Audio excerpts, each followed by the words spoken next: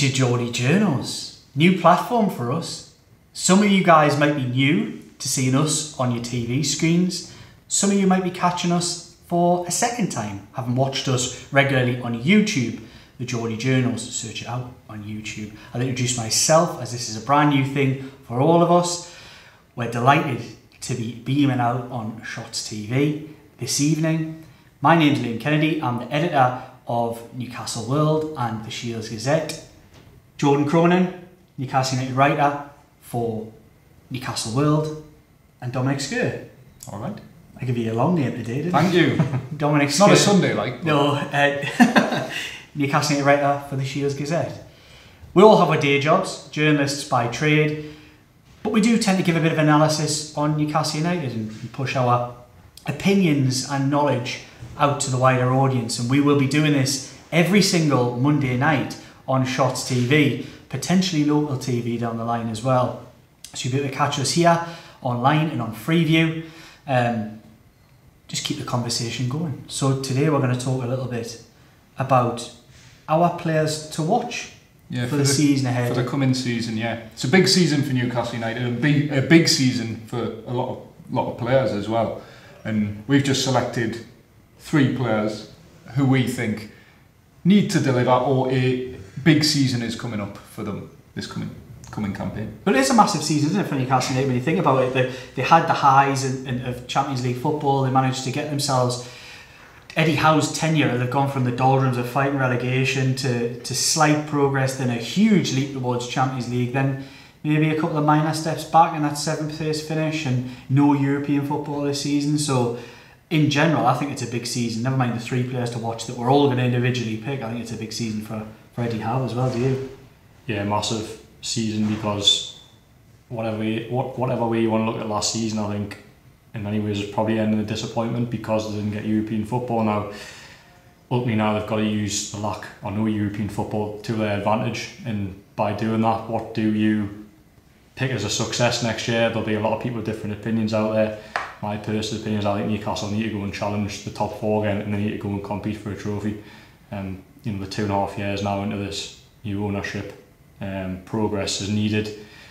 Progress wasn't made last season because they didn't, because they dropped to 7th in the table. So it's really important now that they push on and try and reach the levels that they showed in the previous season to go and get top 4. I think that's probably the bare minimum for me, to at least try and challenge those top 4 places. Really difficult ask. It's easier said than done. But if you want to be a top club competing for the very best trophies, competing against the best, you've got to be aiming high, and I think Newcastle will do that this season. Right, so we'll come on to that. I think we'll start with you, Dom. I think, what were you thinking when if there was a player this season that either you think has got to step up to the plate, or you feel looks almost ready to do so, or has a point to prove? Who do you There's think a player I will be keeping a close eye on this coming season, and who I'm really excited about, because we saw glimpses of it last season, and I think it's almost there for this player to grasp with both hands, and he could really take off this coming season, and that's Tino Livramento, because it's a position where there's a bit of uncertainty. He was second choice to Kieran Trippier for the majority of last season. Whenever he came in, he did a brilliant job. He even did a good job at left back, but Newcastle are a bit more well stocked there. There's uncertainty regarding Kieran Trippier, whether he'll be at the club or not this coming season. And I think the opportunity is there for Tino Livramento to grasp it with both hands and be a starter for Newcastle United. And I think he's got the ability. We've seen during last season the way he gets forward, his energy. There was just maybe a bit of question mark over his fitness levels. He did have that niggling ankle injury, and I remember being down in Chelsea actually just before the March international break, and there's whispers if he was fit because of England's right back situation that he could have made the England senior squad, and just because of that injury he missed out on the under-21s, missed out on England. It was that Brazil friendly, wasn't it? Was it around that time? Yeah, it was when Anthony Gordon got the call up, and it was Anthony Gordon's going to get the call up. Tino Livramento, don't write him off either, but he got that ankle injury, and that's ultimately scuppered his plans. So I think in the next 12 months, Tino Livramento could, if he lives up to his potential, could in 12 months' time be an England international and Newcastle's starting first choice right back. because I think he's got the potential to do that. He's 21 years old. He was Newcastle's best signing last summer, let's be honest. It was a low bar, but what a player he has the potential to be. And I know, speaking to Kieran Trippier and what he said, Kieran Trippier hypes up any Newcastle player. He's a leader in that. He is the hype man, isn't he? He's a leader in that way. But I think Tino Livramento could be a big player for Newcastle United for years to come and potentially step into the international bracket as well. So I'm going to go for a potential future England international, and that is Lewis Hall, a player that had a really difficult opening season at Newcastle, certainly the first 3 quarters, if you like, but finished the season really, really strongly. I think we've seen a lot of those. I think it was the final 12 games that he played. He was energetic, really lively, got forward really well. Defensively, I think that was one key issue I think that we've seen with Lewis Hall in these opening months at Newcastle, is that he didn't quite know how to play left back. Was a midfielder by trade during his Chelsea academy days, and then broke into the first team as a left back, but was still very, very raw. And I think was probably took Lewis Hall out half a season, even more, to really get up and running and learn the role. And I think once he came into the team, I thought he was really, really good. Looked much more defensively accomplished, and I think the big plus for me is that Lewis Hall, you see, he's a player that wants to get forward, and I think that's probably his biggest asset. I wouldn't say he's got bags of pace, but he's got a real determination to get forward. Defensively, again, as I've spoken about there, has sort of issues still to address, but is much improved. Only 19 years of age as well. There's a lot I like about Lewis Hall, and I think he's set down a marker now. If you had asked me about Lewis Hall 6 months ago, I would have said he needed a loan spell this season, but I think the final period of the season, I think he's shown that he's almost made the left back spot. He's shown now he's going to face competition next year. Dan Burn, if you want, if he's still classing as a left back. You've got Lloyd Kelly as well. You could class Matt Target, but of course there's probably a different discussion we had about him. But I think in that bracket of players there, probably bar sort of Lloyd Kelly, Lewis Hall has a chance to make that left back spot he's own, and maybe the competition will help him. But I think the opening day against Southampton, I think Lewis Hall, given what he achieved in the back end of last season, is probably deserves a start for that opening day. I like that. You've both gone down the flanks. You've gone with young prospects. I think it's a big season. I tend to agree with you. I'm going to go slightly different, but I think your 2 picks, Tino Livramento for me was the highlight of the first part of the season, and then Lewis Hall for me was the real flourish at the end of the season. I didn't expect what I saw from Lewis Hall at the very end. He looked a lot more accomplished. He didn't look anywhere near ready for me, and I think anybody who regularly watches the Geordie Journos on YouTube will know my opinions on Lewis Hall. But for everybody coming to it first on TV, I don't think he looked like a lad who knew the position. I don't think he knew how to defend properly, the positions to be in, and it's taken him, as you said, a long time to get there. But the signs that we saw, look, there were still rough edges. I think he got the run around down at Fulham off Adama Traore and Alex Iwobi. But there were plenty of other flashes where you're like, look, I think it's eventually getting through, and he's getting the position. So there's a lot of light there. He's going to have a challenge to be in the team. I think Lloyd Kelly, in my opinion, has been signed to play that position. But Lewis Hall gives you something totally different. He'll give you a lot more attacking than what Lloyd Kelly will. And on Livramento, it's the injuries. I think it's purely the injuries. I think he would have been an international this year had he been able to hold down a place for his injuries, because every time he got a chance, you're thinking, right, establish yourself as the right back. When Trippier was out, he got another injury. And the best run that he had was during that Champions League period where he played left back week in, week out, and he never let the team down. But I think this is a big season for him to really nail that position down. My big season, it's slightly different to you guys. You've gone down the flanks, I'm going straight down the middle. Is Sandro Tonali. Might seem really obvious. Another summer signing. Yes, and he's talked about the low bar. He set the low bar. He was the stellar signing, meant to bring a flash of quality and continental flair to a midfield that maybe lacked it in certain departments, and brought none of it at all, because of course he had a ban for betting offences, which has held him back massively. And I think what I'd like to see is that there is real star quality in Bruno Guimaraes, Alexander Isak, Anthony Gordon not far behind them. You talk about Livramento Hall, there's some good players in that Newcastle United squad, Joe Linton even. Tonali for me is going to take that step and be one of the class players. He was signed for a lot of money with a big pedigree behind him, full Italian international, 20 odd caps, played in Champions League semi-finals, a star at AC Milan that didn't want to let him go. So for me, he's the player I would say that has the most to prove. I think he owes. Look, we're not going to go into the what's and wherefores of gambling addiction and what happened and what's gone before. That's all in the past. Looking forward to the future. He misses the first 2 games, so he isn't going to start the season in position. So it'll be interesting to see who takes up that role, whether it be Sean Longstaff, whether it be Elliot Anderson, whether it be anybody. Lewis Miley, could be any of these players. Joe Willock potentially as well. There's a chance for any of those players to step in and take that role. But Tonali, 2 games in, is then going to have the chance to really put down his marker. We'll see him for the first time. You'll have to correct me. Is it the 31st of August? 31st of August will be his return date? Subject to change because that Tottenham Hotspur game could get moved for the TV. Tottenham Hotspur at home always has the bright lights that day. You know, it's got that sparkle about that Premier League sparkle. Whether it's the home team, the away team, whatever, they always bring goals, always bring entertainment, flair. So it'll be brilliant for Tonali to be involved. I think it'll be electric that day at St James's Park when he eventually does get the chance probably to come on from the bench. But I want to see him lay down a marker. I want to see a real... I want to see him lead. He was classed as a leader at AC Milan. Despite his young age, he was Italian under-21 captain up until very recently. So I want to see him lay down a big marker and become a class player in that Newcastle United squad. And maybe that'll take the pressure off the squad as a whole, having a player like him.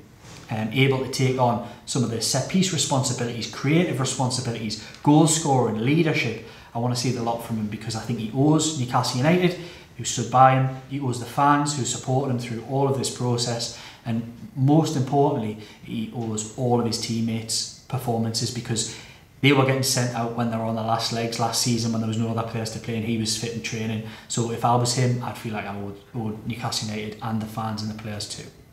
So stay tuned. After the break, we'll be discussing this in a little bit more depth, but with regarding Alexander Isak and Bruno Guimaraes. Welcome back. The Geordie Journos are back on your screens. Right, you heard our players to watch for the season ahead in that first half of the programme. Now we're going to talk about 2 players that you've already watched and you know are top class. But there has been some sort of concerns about future to level in different degrees. And that's Alexander Isak, Newcastle United's Swedish striker, one of the best on the planet, and Bruno Guimaraes, who regular watchers of Geordie Journos on YouTube will know I've got a little bit of a love affair with, haven't I? I do love Bruno. So anyway, I think a lot of people do. Yeah, I don't think I'm alone in that. And that's probably journalist hat off, supporter hat on there. I think it happens quite a lot, even in the press box sometimes. Jordan, thoughts on, I suppose the more topical of the 2 I would say this week is probably Alexander Isak, considering there was all that talk last week with regards Chelsea interest. What do you make of it? Yeah, I laughed at it, to be honest. Chelsea have got no chance of signing Alexander Isak. I don't think many clubs in world football have a chance of signing Alexander Isak, and why? Because his price tag is astronomical and there isn't enough money being spent in world football at this moment to go and sign a player like Alexander Isak. For me, he is worth more to Newcastle than any money really. I would probably say he was priceless, to be honest. Just a world class footballer, and I wouldn't swap him for anyone. And I think you guys would probably be the same way. We've had discussions before on YouTube of comparisons to Alexander Isak and Erling Haaland. They're 2 very different players, but for me, Isak is just an all-rounder, can play anywhere across the front 3. He's pacey, silky. I said it many times, Thierry Henry-esque. He is just, I think he's been a perfect signing for Newcastle. Even when he had because he has his injury troubles. I think that's probably one side that we've maybe overlooked a little bit. I think when he first arrived for that £63 million club record, I think it was a thigh injury that he had that ruled him out for pretty much half a season. Finished that season really strong, linking up with Callum Wilson, or rotating between Callum Wilson. And then the last season, although he missed, I think it was 10 games with an injury again, he scored 25 goals. His goal record, I think he's averaging a goal just over every 2 games. It's an incredible record. You think about past strikers. Newcastle have had some decent strikers since Alan Shearer. I would put Demba Ba, for example. There's good spells with Loic Remy. Patrice Cisse to some extent. 6 months. Yeah, but I think it's been good seasons for that. You can even throw in like that Callum Wilson. Oh yeah. There was a season of like, I know it was low bar, but Solomon Rondon for that season was excellent. This is another level. Yeah, that's the point I was getting on to. Alexander Isak wipes the floor with all those players, and for me is the best striker I've seen at the football club since Alan Shearer. And when you find a player like that, strikers are really, really hard to find. And when you find a striker of Alexander Isak's quality, you do everything to keep hold of him. And Newcastle, for me, will not sell Alexander Isak under any circumstances. There's no fee in the world that could buy Isak out of Newcastle. I think he's priceless, and yeah, I don't think he goes anywhere this season. At least I think his future will be decided by what Newcastle do. The ambition, which I spoke about earlier in the video, as long as Newcastle keep progressing, challenging for Europe, trying to win trophies, pretty sure Alexander Isak and the likes of Brunos, which we'll come on to, will want to stay, and that's why I think it's really important that Newcastle do push on as a football club to keep these world-class talents that they currently have. Yeah, Alexander Isak, like you say, is irreplaceable in this Newcastle side. Eddie Howe even said it, he wouldn't swap Alexander Isak for any other striker in world football. And when you look at the strikers that are available in terms of number 9s or even like slightly deeper roles, number 10s and things like that, I think he is right up there, like with the very best. Okay, there's the injury issues he's had, but if he's playing, he could get in almost any team in the world, I think. He doesn't get in Man City's team. Yes, because of the way Erling Haaland played. Erling Haaland, like I've said, if you check us out on YouTube, me and Liam spoke about this the other day, the importance of Alexander Isak to Newcastle, and you brought up the Erling Haaland point. He is a goal-scoring machine, Erling Haaland. He doesn't get in Man City's team, Alexander Isak, but I wouldn't say Erling Haaland necessarily gets in Newcastle's team over Alexander Isak, so just because of the way. Yeah, I disagree. You think? I think Erling Haaland doesn't fit Manchester City properly. Right. I think he was brilliant at Dortmund when he played on the shoulder and ran in behind. Plays at Manchester City with 11 men in front, he's feeding off scraps. I think if you put Alexander Isak in Manchester City's team, he would find some of the same struggles, because he kind of wants to drop in spaces to run out people. Yeah. I think it's actually a problem. Manchester City could put any striker in there and they would find it tough. So I think put Haaland in another team, I think he'd possibly score more goals. You reckon? I do. It's a mad opinion, but I actually think he would, yeah. But I can't disagree with you. I think he's Alexander Isak's potentially in the top 2 strikers on the planet. I don't think there's many like him. And I think he's an amazing player that would send all the wrong messages when Newcastle United even to consider letting him go. We've talked about a project at this football club since the autumn of 2001, when it was taken over by the Public Investment Fund of Saudi Arabia. What did I say? 2001. 2001. I would have been. I would have hoped we'd won a trophy by then. 2021. Yeah. 2021. We've been talking about the project. The project has been progressive, upwardly mobile, and although sometimes upwardly mobile football clubs can let footballers go to rebuild elsewhere, I've never understood the idea of taking the foundations from underneath a building when you're trying to put it up. I think it brings it down. I just don't see Isak or Bruno Guimaraes being saleable assets at the moment, which kind of sort of takes us straight on to the Bruno thing, in my opinion.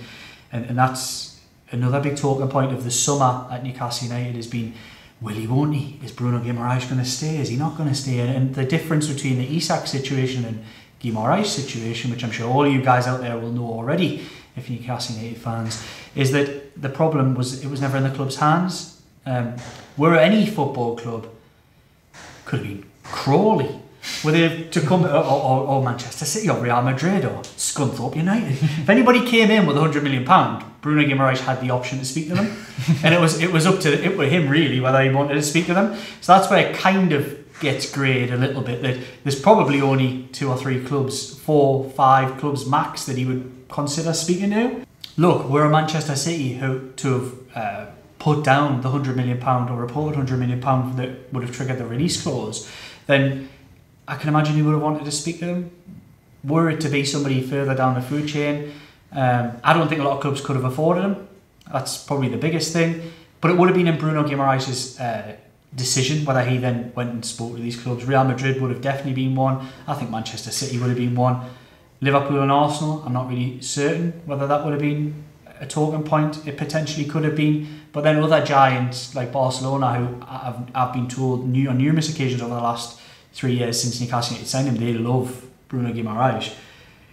You know, a couple of 10-pence mix-ups and 17 players in a player trade isn't gonna solve any PSR or issues that anybody might have. So I think Bruno Guimaraes was a different situation.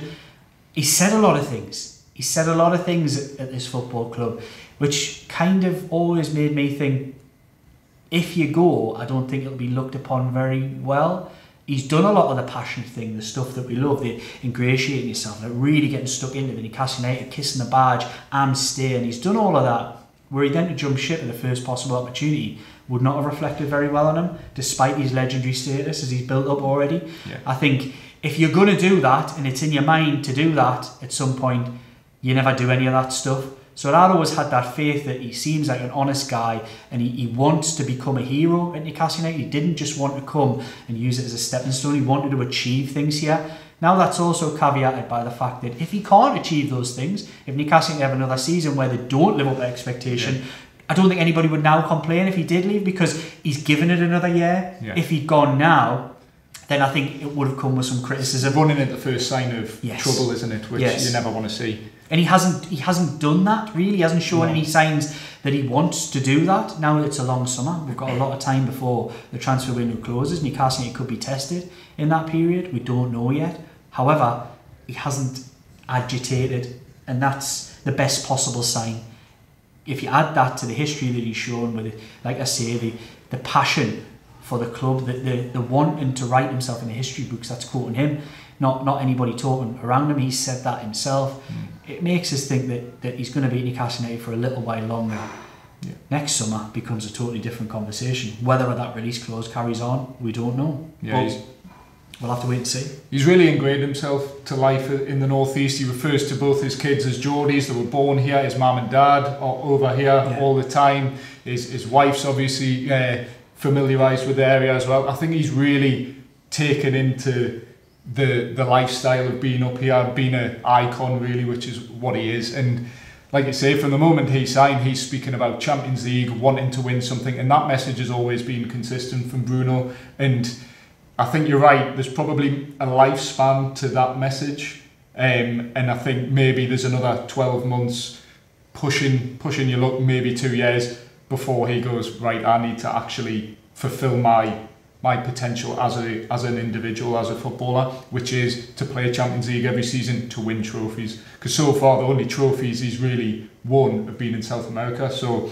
he needs to be winning something with Newcastle United, or really pushing towards the top end of the Premier League season after season, not just one-off fleeting things. Turns 27 next year, doesn't he? Yeah. Which, it's not old, because I'm 27, I don't think I'm old. But in terms of a football career, you're probably doing at that age look to, if you've got ambitions to win trophies and the club you're at isn't doing it, then you probably do look to maybe move on. But I think Bruno this season, you mentioned there, he's ingrained himself in Newcastle United. Now Newcastle have missed out on Europe this year. I think the type of player he is, type of character he is, I think he'll be determined to try and get this club back into Europe, and whether that's Champions League or below that, I just think the type of player he is, he loves the club. When he speaks, I believe him. So I think this summer, look, someone might call him for bid, but for me, Newcastle, the future's, and Newcastle have got his future in their hands. They're well within their right to say no, and I do think they'll do that. Bruno will give another year, and then we'll see what happens next year. But as I mentioned with Isaac, these players, their futures will be controlled by what Newcastle achieve on the pitch. And that's it, we'll wrap it up there. You'll be able to catch us every single week at this time on this channel, and also be able to catch her if you just have a look behind me, the Geordie Journos on YouTube, and you can follow us regularly, because we will be at every home game, every away game Newcastle United play this season in all competitions, and we'll be able to give you all kinds of analysis if you can't wait for your 10:30 slot every week. But thanks for watching, we'll see you again next week.